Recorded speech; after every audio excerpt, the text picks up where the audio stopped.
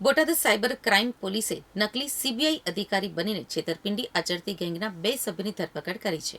નકલી સીબીઆઈ ગેંગે બોટાદના એક સિનિયર સિટીઝન મહિલાને ડિજિટલ એરેસ્ટ કરીને 2 લાખ રૂપિયા પડાવ્યા હતા. ત્યારે વૃદ્ધ મહિલાને ગંભીર ગુનામાં સંડોવણીની ધમકી આપીને બનાવટી વોરંટ મોકલીને વૃદ્ધ મહિલાને 4 દિવસ ડિજિટલ એરેસ્ટ રાખેલા હતા. જોકે સાયબર ક્રાઇમનો ભોગ બનનાર મહિલાએ બોટાદ સાયબર ક્રાઇમ પોલીસમાં ફરિયાદ કરી હતી. જેના આધારે બોટાદ સાયબર ક્રાઇમ પોલીસે નકલી સીબીઆઈ અધિકારી ગેંગના 2 સાગરીતો દિનેશ રામજી પરમાર અને અમદાવાદના જાખડના હિતેશ સામતભાઈ રાઠોડની ધરપકડ કરી હતી. બંને પકડાયેલા બંને શખ્સો ગુનાહિત ઇતિહાસ ધરાવે છે અને તેમની વિરુદ્ધ અલગ અલગ ગુના પણ નોંધાયેલા છે.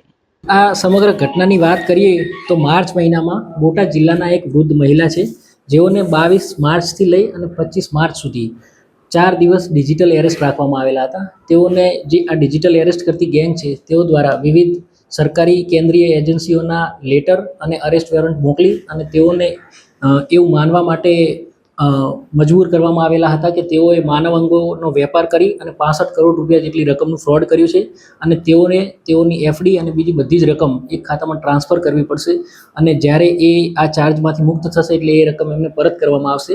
જે બાબતે તેઓને દાબ દબાણ આપી અને માનવ અંગોના વેપાર કરવાની કલમોની વિવિધ જોગવાઈઓની સજાની ધમકી આપી અને તેઓ પાસેથી 2 લાખ રૂપિયા આરોપીઓએ પોતાના અકાઉન્ટમાં ટ્રાન્સફર કરાવેલા હતા. જે બાબતે 25 તારીખના રોજ cyber crime portal NCCRP portal ઉપર 1930 ઉપર આ વૃદ્ધ મહિલાઓએ તેઓના પાડોશીના કહેવાથી 1930 ઉપર ફરિયાદ કરેલ હતી.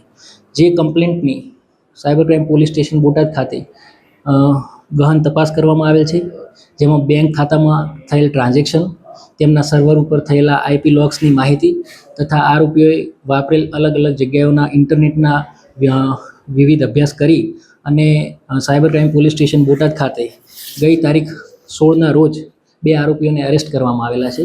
જે લોકોએ આ ખાતું આપેલ છે તથા આ ખાતું વાપરેલ છે અને આ ડિજિટલ એરેસ્ટ કરવાની જે ગેંગ છે તે પૈકીના 2 મેમ્બર હોય તેવી રીતે એમની ધરપકડ કરી અને આગળની કાર્યવાહી કરવામાં આવેલ છે.